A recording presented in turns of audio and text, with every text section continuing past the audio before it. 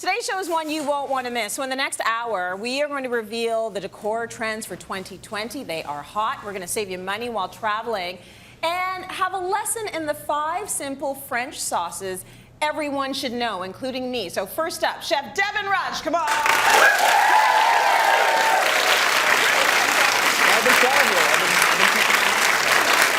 Where you just came back from? Well, I was in Turks and Caicos for a month. Oh, I feel so bad for you. Well, I had to remember my tan. You look amazing. You got good right? color, and I love it. You travel, you come back, you bring us all of your knowledge, and today it's about the 5 mother sauces. This is a beautiful thing. You know, when I went to culinary school many years ago, Yeah. I learned about these and I learned how to make them. Yeah. And then you find that they're actually everywhere in everyone's cooking. Yes. Like tomato sauce, it lends itself all over the place. That's one of them. And we're gonna do a few different things today. But before I get into the 5, Yes. I want to focus on one.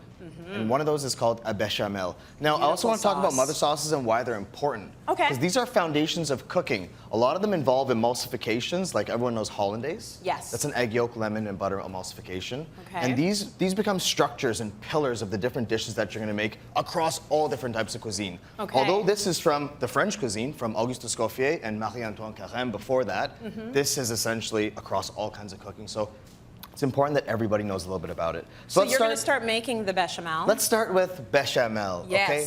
I'm not going to ask you what a bechamel is. I'm going to tell you what a bechamel is. Can I just say that it tastes really good? And It tastes amazing. What more do I need to know? And is there something that comes to the top of your mind that's most commonly used? Bechamel is often in what? Well, first of all, we actually use it with the kids' mac and cheese. Mac and cheese. Okay, so then that's a perfect example of what we're going to do here today. Is that's taking You a make bechamel. mac and cheese?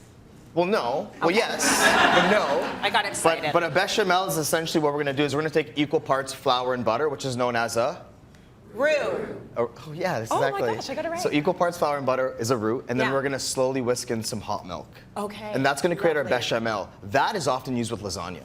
Okay. But what we're going to do today is we're Creamy going to make the bechamel as well. Okay. And we're going to blend in some cheese and make it a Mornay, which is using Gruyere. So I have 2 different pans going right now for 2 different reasons. So we have butter that's melted over here. It's about a couple tablespoons. I'm not going to use this pan if that's okay. Can I use this pan? Oh, use whatever you want. Love it. You're the So- chef around here. I know. It's my 3rd rodeo, so. Okay, so we have a couple tablespoons of butter, and I'm going to Yes. get you to keep an eye on this. You got it. For And- a bechamel, we need a white roux, which means that we're not trying to get any color on this, okay? Okay. All right. And you're just going to keep an eye. It's not going to burn, but I just want you to have something to do. What are we looking for in terms of? Thank you. What are we looking for in terms of heat here if you're making this at home? Low, medium. Low, medium. Okay, I'm going to give you a little bit more butter and a little bit more flour. Okay. Thank you for my make work project. Yes, of course. I appreciate So this you're that. making is a roux. Very busy. Everyone. Once this, a lot of people are oftentimes, how do you know when the roux is cooked out? When you smell pie crust, that's a pretty good example. And I remember that from culinary school, actually. Okay, good. So when you smell cooked pie crust, it's a good example. You can also taste it. You don't want to taste bitter flour. Yeah. So low and slow there. If your parents are watching, it was worth the tuition, huh? You remember stuff. I paid for it, but we're not going to go there. Oh, okay. Sorry. Never mind. Sore spot.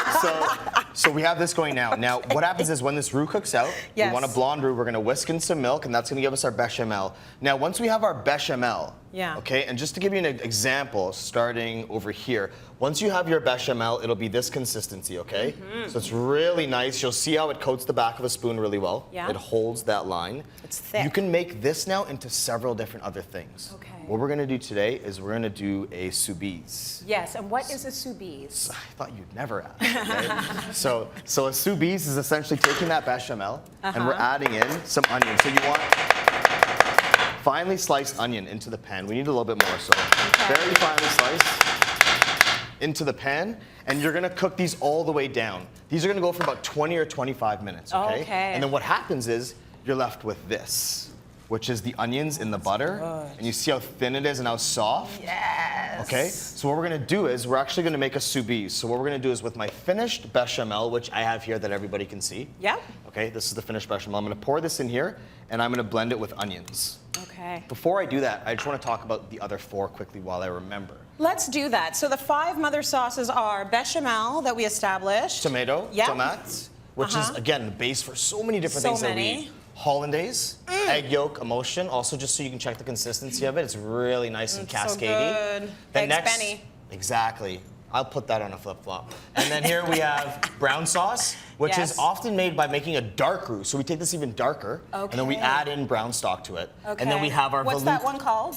an Espanol or a brown. Okay. And then we have our veloute. A veloute is not dating a white roux, not a dark roux, but a blonde roux. It looks which like is a similar to bechamel. kind of what's going on here. Yes, and then you put a light stock, chicken or fish, okay? Oh, So we have that there. I have my bechamel here. I know this is thick and I know that's thick. So what am I gonna do?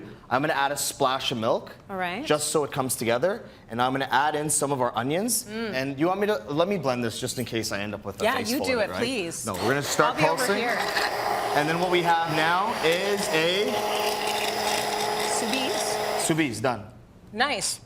And then this is just to pour it out into the onion pan just so you see the consistency of the Soubise. Now, what would you do with the Soubise? I don't know, and I was going to Delicious. ask you how the taste differs from the bechamel when you add in the onion. Well, that's the Is it thing. more We want savory? to be using sweet onions, right? So Okay. it's typically a sweet sauce, All but right. it can go with anything. And the beautiful thing is, you might see a meat sauce or a hollandaise or a tomato. I use these on a lot of vegetables too. It's not just That's a for. good idea. Yeah, it's not a bad move. So we Yeah. have now a hot bechamel, Yeah. and I have Gruyere, Swiss Gruyere. This is going to be a Mornay sauce. This is the Oh. cheese sauce. Do you have to use Swiss? No, you can use Use whatever cheese melting you cheese you like. want. Yeah. Now I'm going to blend this guy up together. So this is what we would do for the mac and cheese. This is what you do for the mac and cheese. I So just want it's to a show you. Mornay. If you learn how to make that bechamel, Yes. you can now spin it into many different things. Yes.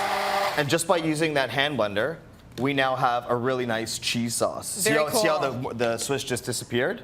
You're a very good teacher, but can I step in with one of my little facts? Yeah. I know you want to sip on that. God, It looks chug it. amazing. Here's the thing. The reason why these sauces date back to the 18th century is because there was a lack of refrigeration, which caused foods to spoil much faster. So sauces were used to cover up the taste of food that is maybe just about to go off. So I actually use them for the same reason now. It's the same. Once you know how to make a good sauce, you're set. You are. Like And- that to me, like I'm a saucy girl. I like sauces. Some people are more dry. They don't like that. I Right. love a sauce. And- You? and to this, well, I just wanted to say to this day, sauces are the backbone of French cuisine and many other cuisines. They are. Even to this day, till now. But that's why I love French so much. I love butter and cream. Oh, man.